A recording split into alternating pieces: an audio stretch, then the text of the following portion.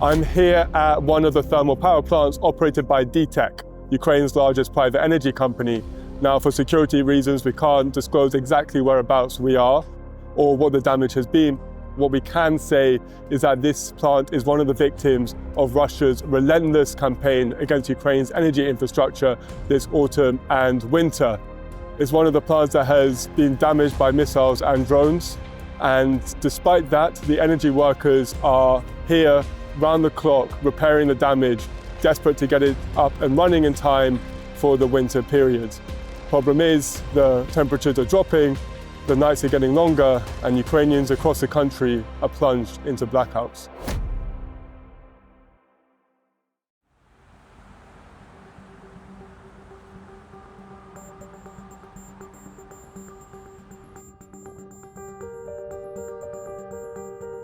So I just got back home from work. It's about 8:30 at night, and I came home to a blacked out apartment.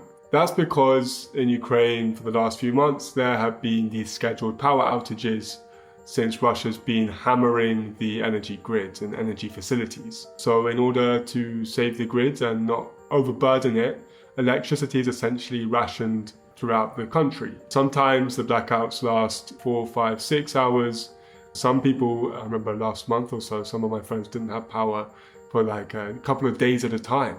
You can't use Wi-Fi. It means that you can't turn on the light, can't hoover, you can't do your washing up. Fortunately, I still do have water and gas, so I can heat my apartment and I can cook. So I've been writing about these Russian attacks on Ukraine's energy facilities for years now. It's a really brutal tactic to try and break Ukrainian spirit.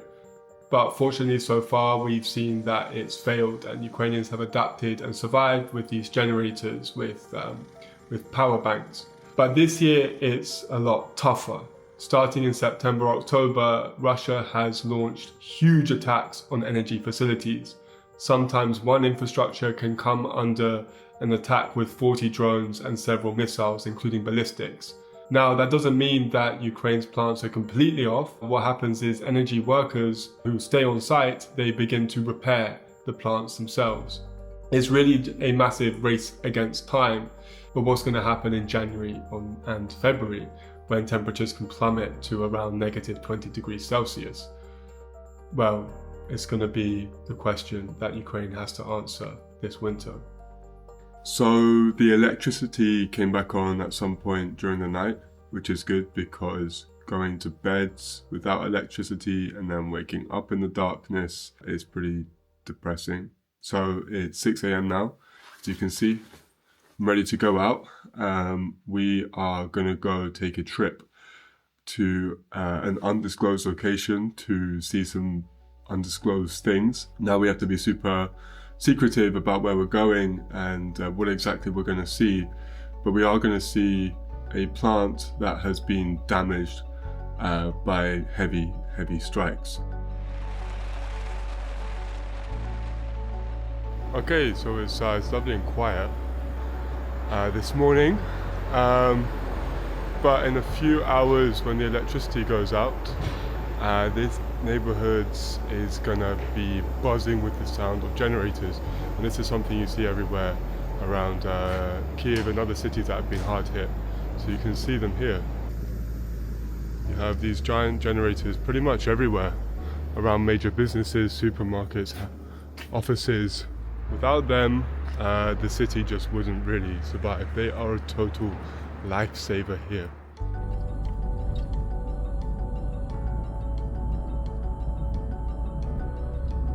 It looks like this area's got a blackout because there's no street lights anymore.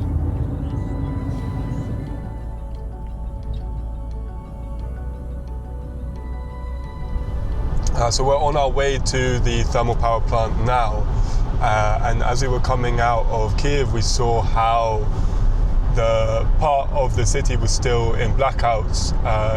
You had no street lights, completely blacked out apartment buildings, and it's quite an eerie thing to see when you're driving through.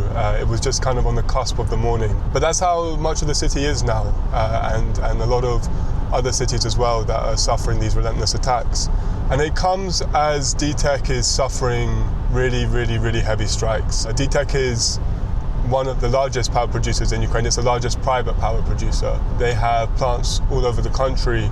Just for you to understand, last year there were 10 major Russian attacks on DTEK's thermal power plants, which wiped out 90% of its thermal power generation. The goal of Russia's campaign against Ukraine's energy infrastructure is essentially to demoralize Ukrainians. Without power, hospitals have to rely on generators, life becomes harder, businesses lose money, and it encourages people to leave the country or to flee to different regions where there is power. Fortunately, these energy workers are managing to restore quickly enough so that we do have at least some electricity throughout the day. Without them, there would just be a massive humanitarian disaster within Ukraine.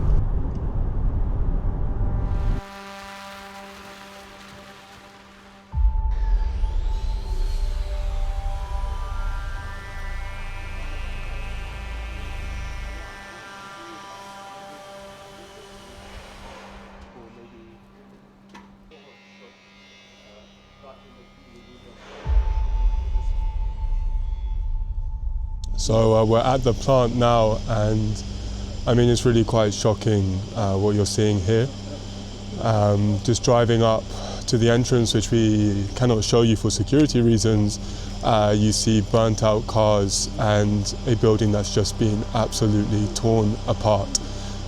There's sort of plexiglass covering the windows, stitched together with tape, boards just covering up where windows used to be. It really feels like the plant is just being very lightly held together. But yet still, the workers are coming here. They are doing their best to repair the damage that Russia has inflicted. So I've never seen anything quite like it before. The smell, even though the attack didn't happen so recently, you still smell some of this burnt metal and charcoal. It's a cold day. It's colder still inside of the building, inside the offices, and these guys are just incredible for continuing to come here and do what they can to repair and give us all electricity.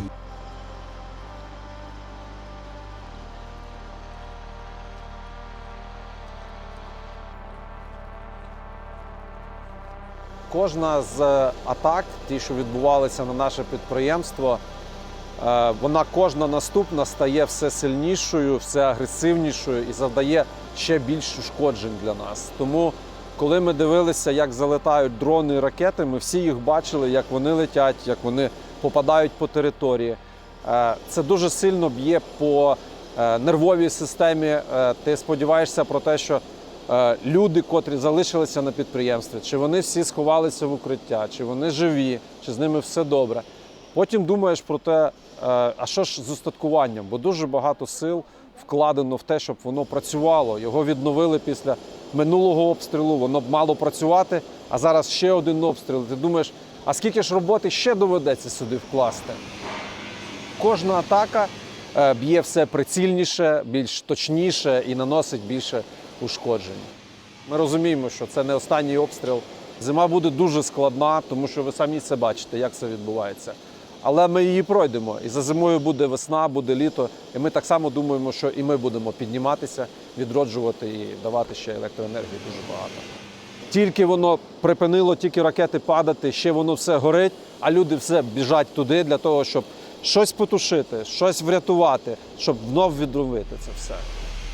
Від того, буду робити я свою роботу чи ні, залежить життя багатьох українців в цілому. Від кожного енергетика, котрий працює зараз в цій сфері. Ми ж не хочемо жити в темряві. Ми хочемо кожен, щоб вдома було тепло, світло. Тому від нас залежить, чи буде так воно, чи ні. Тому ми приходимо сюди кожного дня і намагаємося зробити так, щоб станція знов запрацювала і з труби пішов дим.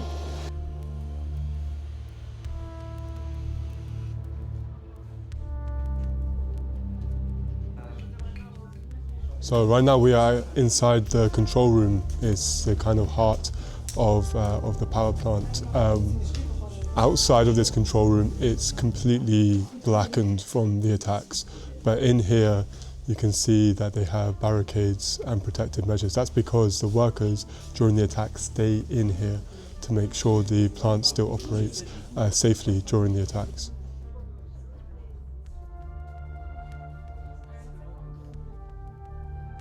Один перельот був, другий перельот був, теж задавали такий вопрос, чи це можна це все восстановити.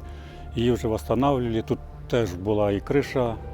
Я сподіваюся, що все восстановиться, відновиться опять і будемо ми працювати так само, як і раніше. Чесно кажучи, боляче. Яка тут була красота, чистота. Це навіть словами не передати, я не знаю. Працюючи тут, ми відчуваємо і відповідальність, і да, ми тут такий другий фронт.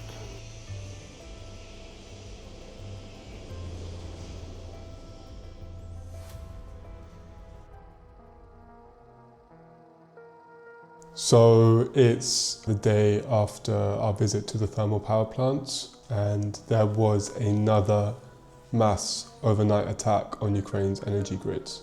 And DTEK and their thermal power plants were among the victims. Now they haven't said if it was the same thermal power plant that we went to, but they did say that the damage to energy generation equipment was severe. And I know now what that looks like and what that means. Having, seen those transformers just completely obliterated and blackened, and knowing what that even smells like. I'm writing the article now about it, and I can just imagine those workers going to rapidly repair the equipment and putting out the fires. And it's just, it makes it harder to write in a way, knowing just how ferocious these attacks are.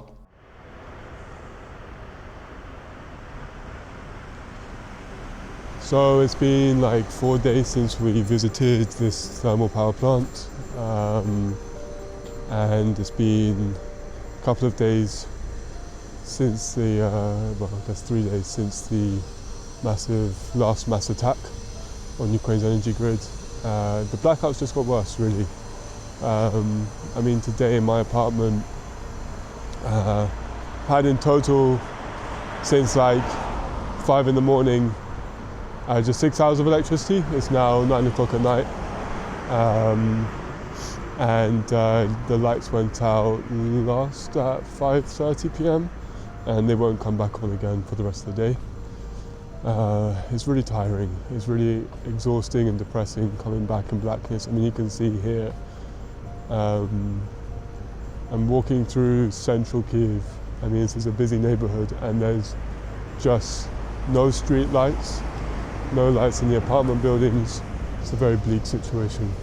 At least now I have some equipment to prepare for the next round of attacks, because I think we all know that these are not going to stop.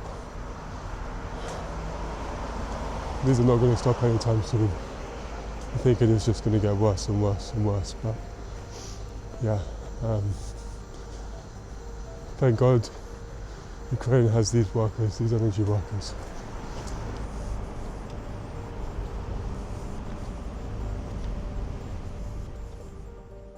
Hi everyone, thanks for watching this video. If you liked it, please give a like and subscribe to the Kyiv Independent YouTube channel.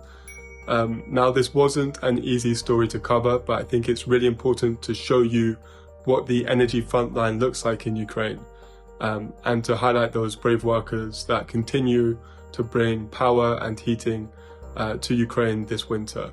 Now, I've gone back to England for the holiday season, and here Christmas tree lights are just decorations and not actual main sources of power for my apartment. But that's a luxury that many in Ukraine don't have. And if you want to find out more on how best to help Ukraine, then you can subscribe as a member to the Kyiv Independent community. And we offer advice and directions on which organizations you can help support. Thank you.